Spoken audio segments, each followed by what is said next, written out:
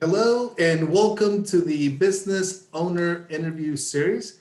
My name is Gonzalo Herrera with Pinnacle Action Coach, a business and executive coaching firm located in Servin, Southwest Ohio in Northern Kentucky.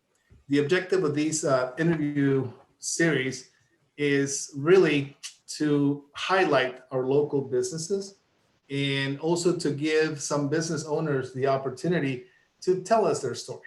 So, with that purpose, we have the pleasure of having with us today Jason Rinsky with Frannet. Good afternoon, Jason. How are you? I'm doing great. Thank you for having me today. No problem. My pleasure. Our pleasure.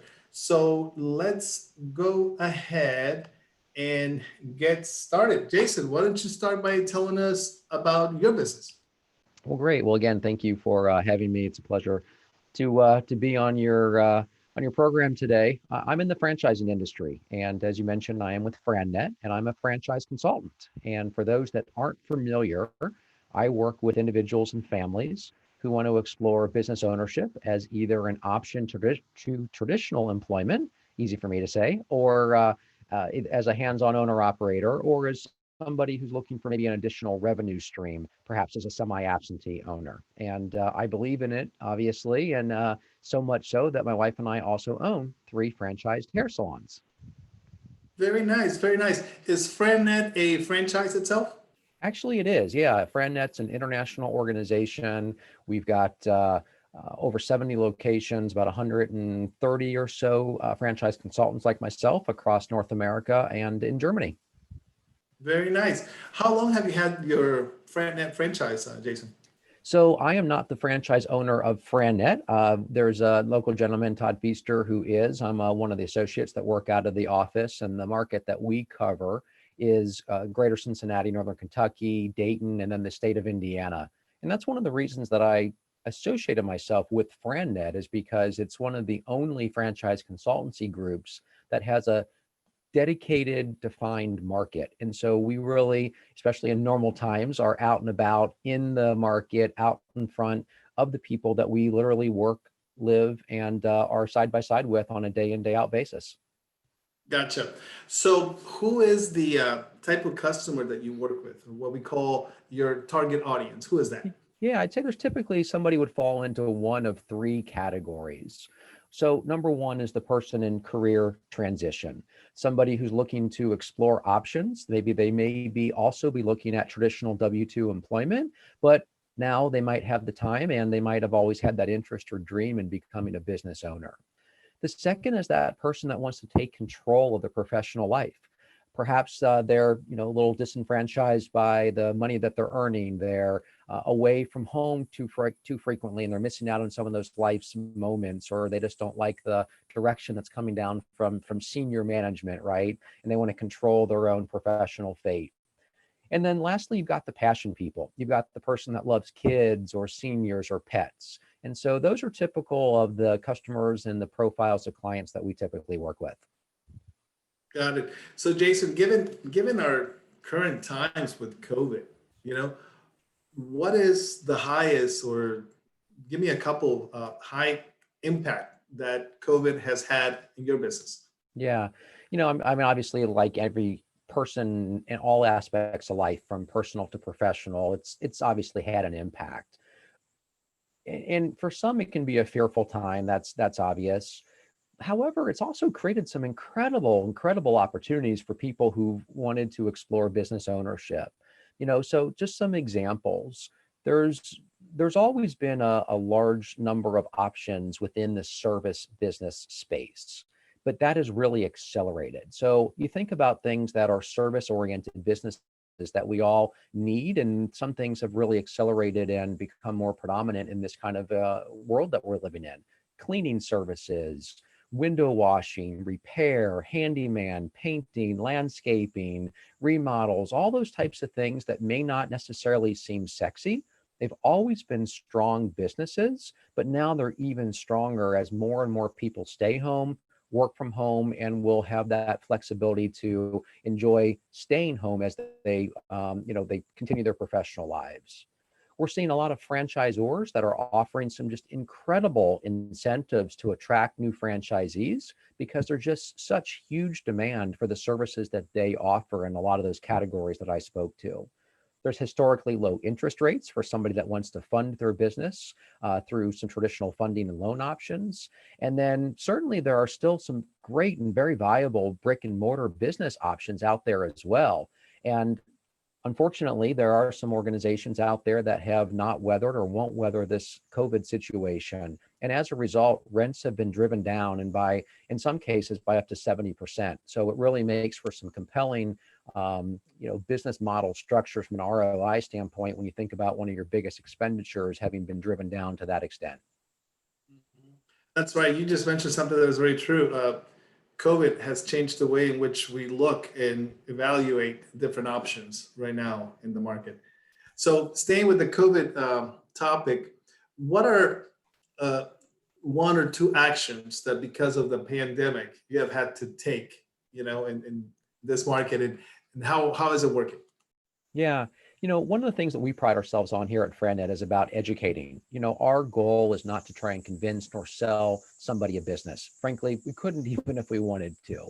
And so at the end of the day, what we're trying to do is we try and educate, and we've always done that. But as mentioned earlier, oftentimes we'd be out and about in the community, physically in front of and meeting with people. Well, obviously, one of the biggest changes, like most, is completely virtual for the time being. And so we educate through webinars. We have both live and pre-recorded. Oftentimes we are helping connect the people, our clients we're working with the resources that they may need as they're doing their research and validation of business ownership. So it could be a funding expert, that could be a franchise attorney or an accountant.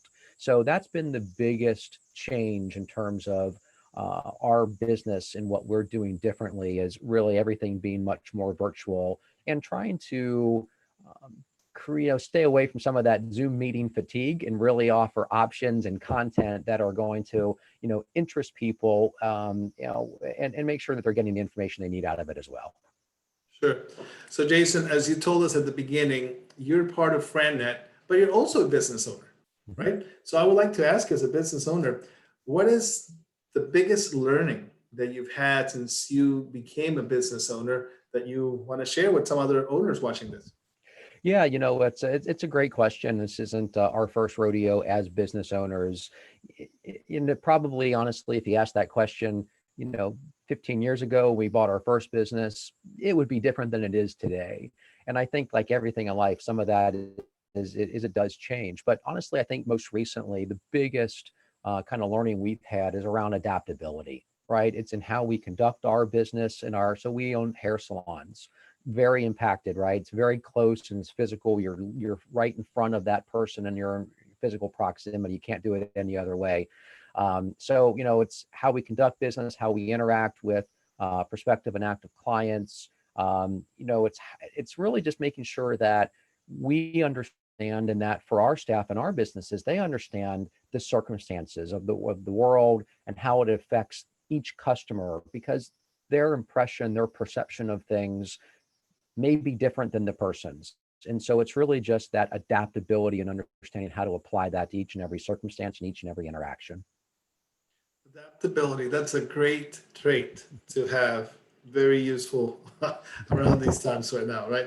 So taking advantage of the spotlight that we have right now in your business, are there any offers that you would like to mention or include here on this conversation? Yeah, absolutely. I appreciate the chance to do that. Kind of back to the education aspect of what we do here at Frannet. Part of our process is assessing the professional strengths each person brings and would want to leverage in their business. And so we have an assessment. I oftentimes like to describe it as a mashup of the DISC profile and strength finders, among others. And so I would invite anyone who would be interested. I know you've shared our website, and I know perhaps you'll be able to do that again. So on that website, there's an opportunity to click a link to take that assessment. It's an investment of about 20 minutes of time. There is no monetary cost whatsoever. There's no obligation. And it's going to provide some really incredible information about each person's communication skills, their leadership strengths and work style, as well as information on the business environment and professional tasks that each person needs to find that work fulfilling, whether that is applicable to business ownership as well as applicable to traditional W-2 employment as well.